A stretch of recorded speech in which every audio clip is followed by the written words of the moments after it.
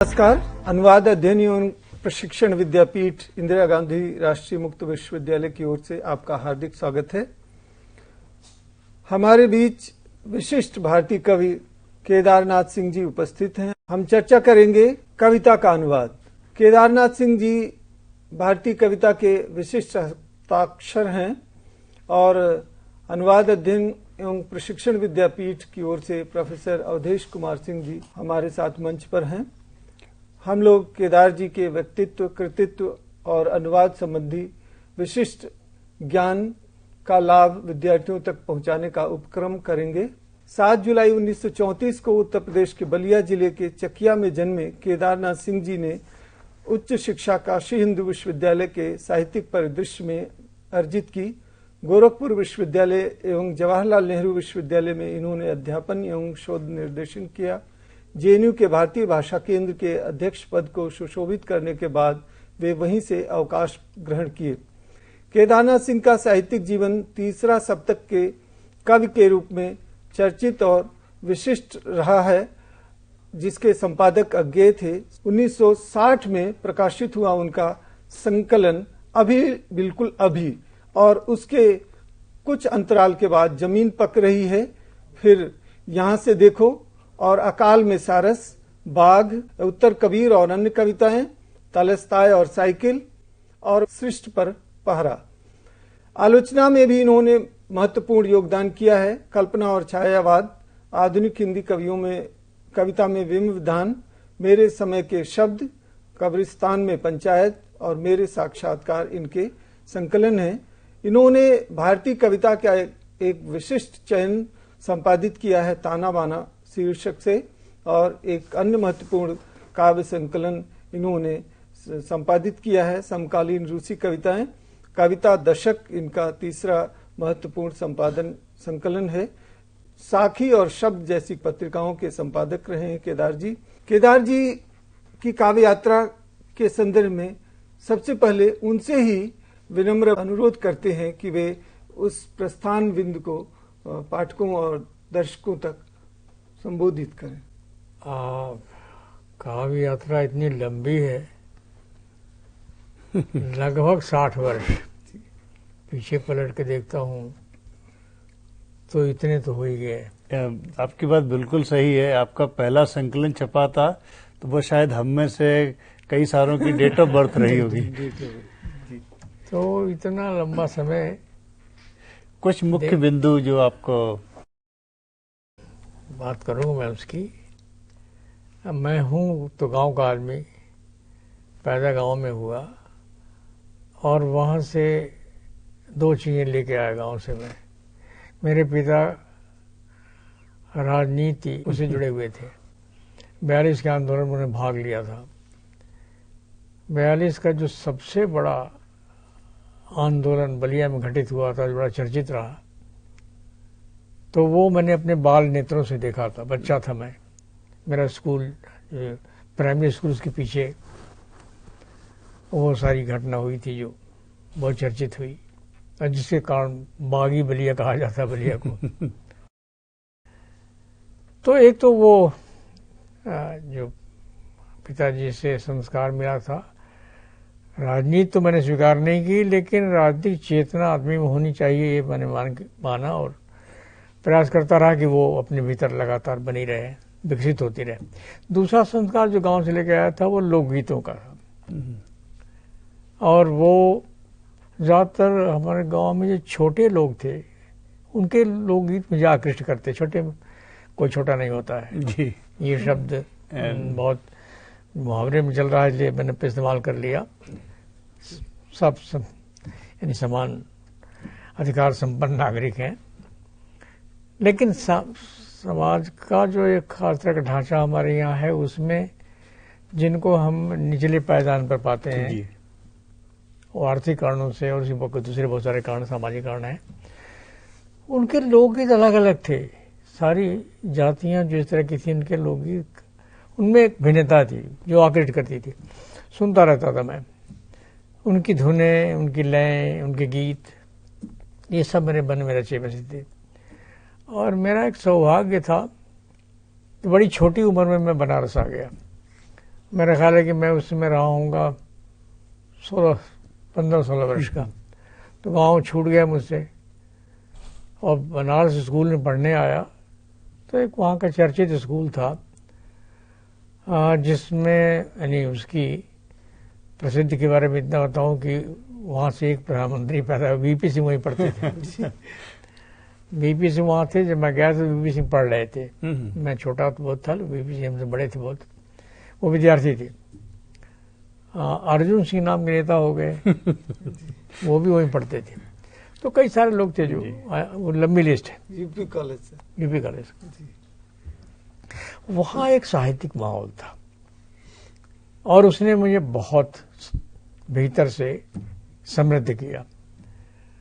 कुछ साहित्यिक आयोजन होते रहते थे। वो ऐसा कॉलेज था और ऐसा बनारस जिसमें उस समय के सारे बड़े साहित्यकार, हमारे जाने के बाद तो जीवित नहीं थे, वो प्रेमचंद नहीं थे, जयशंकर प्रसाद नहीं थे, गुजर चुके थे लोग जी। रामचंद्र शुक्ल भी जा चुके थे, पर इनकी स्मृतियां गूंज रही थी बनारस में। क्या बात। क्योंकि मैं जिस छात्रावास में जाके रहता था तो वहाँ एक परंपरा थी उस स्कूल में कि छात्रावास की हस्तलिखित पत्रिका निकला करती थी। और वो हमारे गुरु जो हिंदी के थे तो वो बहुत प्रबुद्ध व्यक्ति थे, तो वो प्रेमचंद को अक्सर बुला के लाते थे हॉस्टल में, छात्रावास में। तो प्रेमचंद का हस्ताक्षर मैंने वो हस्तलिखित पत्रिका जो पुरानी स्कूल की थी उस पर प्रेमचंद ने 2 वाक्य लिखे थे। वाक्य तो इसमें याद नहीं मुझे, लेकिन प्रेमचंद का हस्ताक्षर, ये एक विलक्षण अनुभव था। प्रेमचंद जिस हॉस्टल में आए थे, उनके हाथ का लिखा हुआ हस्ताक्षर, ये अब माहौल कल्पना कीजिए किस तरह का माहौल मुझे मिला। प्रसाद जी तो कहीं जाते नहीं थे, रामचंद्र शुक्ल आते थे वहाँ। उनका हस्ताक्षर तो मैंने नहीं देखा, लेकिन आते थे ऐसा मुझे बताया गया।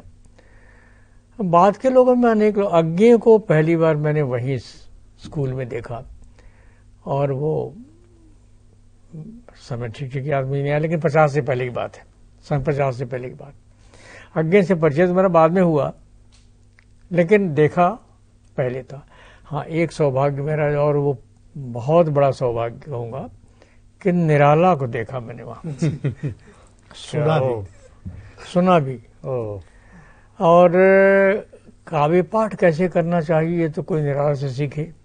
अद्भुत पाठ करते थे वो, यानी वो उसकी कल्पना आप नहीं कर सकते कि कैसे कविता पढ़ते थे वो सुकंठ गायक नहीं था, हालांकि शास्त्रीय संगीत जानते थे, हारमोनियम बजा के गाते भी थे, लेकिन कविता पढ़ते थे तो रिसाइट करते थे सामान्य जैसे रिसाइटेशन होता है। उनके मुख से मैंने तुलसीदास कविता सुनी थी, उनकी प्रसिद्ध कविता तुलसीदास जी। थोड़ी कठिन जरूर है वो, लेकिन यूं वर्तुलाकार चलती है यूं लाइक दिस। वो उस कविता का पाठ उन्होंने किया था, वो मैंने सुना था। ये सारा माहौल उस स्कूल का था जहां मुझे सहज ही मिल गया वो। और उससे मुझे लगा कि ये अच्छी चीज है, कविता नाम की जो चीज है, कुछ इस दिशा में भी प्रयास करना चाहिए। मेरे गुरु जो थे, जो मुझे पढ़ाते थे, उनका आदरपूर्वक नाम लेना चाहूंगा, मार्कंडेय सिंह उनका नाम था। वो नामवर सिंह को भी पढ़ाया है। अच्छा। मुझे पढ़ाया था। नामवर सिंह मुझसे पहले जा चुके थे स्कूल छोड़ के, मैं तो बाद में आया, लेकिन बहुत अच्छे अध्यापक थे वो। तो उनसे एक तो पढ़ाने की कला भी थोड़ी बहुत उनसे सीखी, जितना सीख सका, और साहित्यिक समझ इतनी पुख्ता उनकी थी कि क्या कविता कौन सी अच्छी है कौन बुरी है, इसकी एक पहचान, इसका विवेक उनसे मिला था उस छोटी अवस्था में। तो ये सब कुछ था, ये उस स्कूल का माहौल जिसके चलते ये मुझे प्राप्त हुआ। स्कूल में तो मैंने कविता लिखना शुरू जरूर किया था। वहाँ की मैगजीन जो स्कूल की निकलती थी उसमें 2-4 कविताएं छपी थी जो अब मुझे याद नहीं है और वो नष्ट भी हो गई, इसी लायक थी भी ज्यादातर कविता। ये होता है, इसका तो कुछ नहीं कह सकता। ये जरूर एक हो सकता है कभी किस जमाने में कोई ढूंढ के निकाले कि ये कविता ऐसी छपी थी, ऐसा भी होता है, किसी को मिल जाए कहीं छपाए। तो ये बाल प्रयास तो सारे कवि करते हैं। मैं कहना चाहता कि उस माहौल ने मुझे साहित्यिक प्रेरणा दी। कवि धीरे धीरे बना और पहले गीत लिखे मैंने, कई सारे गीत जो अज्ञे ने पहली बार छापे। अच्छा, अज्ञे ने कैसे छापा, वैज्ञानिक का जिक्र आया था तो बता दूं कि अज्ञे मुझसे मिलने नहीं गए थे। मेरी अचानक उनसे भेंट हो गई और भेंट हुई थी बिहार में। बिहार में एक देवघर नाम की जगह है, जी जी, वहाँ एक विद्यापीठ है हिंदी का। उसमें कोई एक आयोजन था जिसमें बनारस से कई लोग गए थे। मैं भी एक युवा नवसिखुआ कवि के रूप में गया था। उसमें अज्ञे उसके मुख्य अतिथि थे। तो उनका तो बहुत भाग्य का कितना ज़्यादा वो हैलो था कह लीजिए, तो उस ज़माने में उसकी कल्पना नहीं कर सकते आप लोग। प्रतीक नाम की पत्रिका निकालते थे वो, और शेखर गिनी उपन्यास छप चुका था, कविताएं छप 4 सप्तक आ चुका था, दूसरा सप्तक छपने के क्रम में था संभवतः, तीसरा तो बाद में बहुत बाद में छपा। तो अज्ञे वहाँ उन्होंने एक मेरी कविता सुनी काय पाठ में। बहुत डरते डरते मैंने पढ़ने की हिम्मत की थी। वो पढ़ी। अज्ञे का ढंग ये था कि वो सीधे बात नहीं करते थे, लिख के उन्होंने चिट पर दिया। बहुत दिनों तक चिट मैंने सुरक्षित रखा था, कोई खो गया। छोटा सा चिट, उस पर 3 या 4 वाक्य थे, मुझे वाक्य अब तक याद हैं। बांग्ला में जब वाह कविता करते हैं तो बांग्ला में परंपरा है साधु। कविता को कहते हैं, कविता सुन के साधु साधु, जैसे वाह हिंदी वाले करते हैं वैसे। तो लिखा था उन्होंने साधु साधु, बांग्ला प्रभाव था उन पर अज्ञे पर काफी। और आपकी कविता सुनी, अच्छी लगी, क्या प्रतीक में छपने के लिए देंगे? नीचे सही बात से अज्ञे हस्ताक्षर नहीं करते थे वो, सही सचिदानंद हीरानंद वात्स्यायन, सही वात्स्यायन। तो आप कल्पना कर सकते हैं कि मुझे उस किशोर रचना की ओर उन्मुख कवि को कैसा लगा होगा। वो बिजली के करंट की तरह था। उनका हवा मंडल जो था उस फिर कविता मैंने भेज दी उनको, छापी उन्होंने, उसके बाद छापते रहे। जब मैं बीए का विद्यार्थी था तो बीए 2य वर्ष में रहा हूँगा, बनारस हिंदू यूनिवर्सिटी चला गया था, हॉस्टल में रहता था। एक बहुत बड़े व्यक्ति थे बनारस में, आपने नाम जरूर उनका सुना होगा, जयशंकर प्रसाद के मित्र थे वो, राय कृष्णदास जी जी, बड़े प्रसिद्ध कलाविद और स्वयं लेखक भी थे, कहानियां भी लिखी थी। जयशंकर प्रसाद के सबसे निकटस्थ व्यक्ति वही थे, वो थे हमारे समय में। और संयोग से हिंदू विश्वविद्यालय ने उनको एक घर दिया था रहने के लिए। उनका घर अपनी गंगा नदी की बाढ़ में वो टूट कर गिर गया था, नदी किनारे था बनारस में, तो टूट कर गिर गया था। बाद में उनकी बड़ी प्रसिद्ध एक संस्था है जो आज भी बनारस में है, शायद देखा भी हो आपने, कला भवन कैंपस पर ही है। तो कला भवन जो है वो पहले तो उनके घर में था, लेकिन वो नदी में कट के जाने से बच गया। उस कला भवन को फिर ट्रांसफर करके लगाया, बीएचयू में लाया गया, और बीएचयू ने उनको घर दे दिया रहने के लिए। हाँ, हालांकि बड़े समृद्ध व्यक्ति थे वो बनारस के। संयोग से वो बहुत दूर हमारे हॉस्टल से नहीं रहते, तो कभी कभी हम लोग जाते दूर से प्रणाम करते थे, यही हो सकता था जी। अज्ञे जी आते थे बनारस में तो उन्हीं घर ठहरते थे, राय कृष्णदास के ठहरते थे।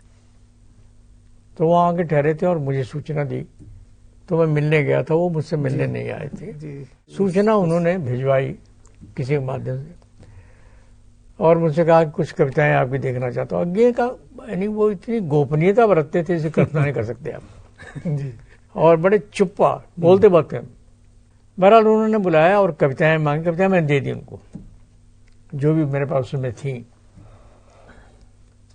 फिर 2 साल तक कोई संपर्क नहीं हुआ। 2 साल के बाद 2 या 2.5 साल जो इतना हुआ, उन्होंने पत्र लिखा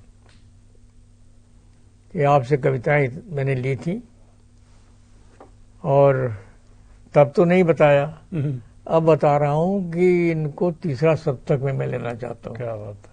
उसी क्रम में जो आपका कवि वक्तव्य है, वो बहुचर्चित जो वाक्य है कि विश्व नागरिक बनने के लिए जो कवि का धर्म है वो बिंब विधान सृजन करे, एजरा पाउंड के माध्यम से। सुनो, मैंने अभी एक मेरा संग्रह आया ना वो किताब घर से, तो उसमें प्रकाशक आग्रह था कि भूमिका लिखूं। भूमिका मैंने नहीं लिखी, संपादन गोविंद प्रसाद ने किया उसका जी। तो मैंने एक चिट्ठी लिखी है गोविंद प्रसाद को, जो छपी है उसमें, वो देखिएगा। उसमें मैंने लिखा कि कवि को अपनी कविता के बारे में कोई वक्तव्य नहीं देना चाहिए। बिल्कुल सही है। और ये पाठक और कवि के बीच में आड़े आता है। वो उस समय मेरा युवा उत्साह था जी। और मैं चूंकि बिंब पर काम कर रहा था पीएचडी का, पीएचडी आपके, और उन दोनों किताब आप परिचित होंगे, उस किताब जरूर, पोएटिक इमेज जो सेसिल डे लेविस की पुस्तक थी, तो वो पुस्तक मुझे मिल गई देखने के लिए।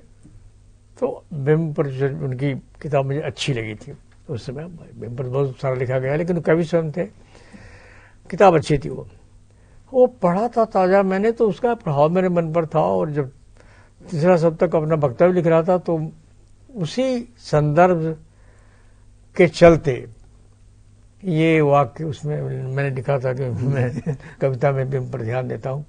ये वाक्य मेरे साथ ऐसा चिपका कि फिर आज तक मेरा पीछा नहीं छोड़ा है। ये सर, मैं आप जो बता रहे थे शुरू में, तो मुझे लगा कि आप बहुत कम हिंदी का वातावरण था बनारस में, वो संस्कार पूरे हिंदी के थे, तो उसमें लेकिन विश्व कविता के साथ भी आप एकदम संपर्क में आए। तो वो आपने अनुवाद किए या अनुवाद में पढ़े होंगे, तो उसने आपकी कविता को किस तरह से प्रभावित ये प्रश्न अच्छा पूछा आपने। क्या है कि तब मैं बीएचयू में चला गया था, बीए के इंटरमीडिएट पास किया था और बनारस हिंदू विश्वविद्यालय में दाखिल हुआ था।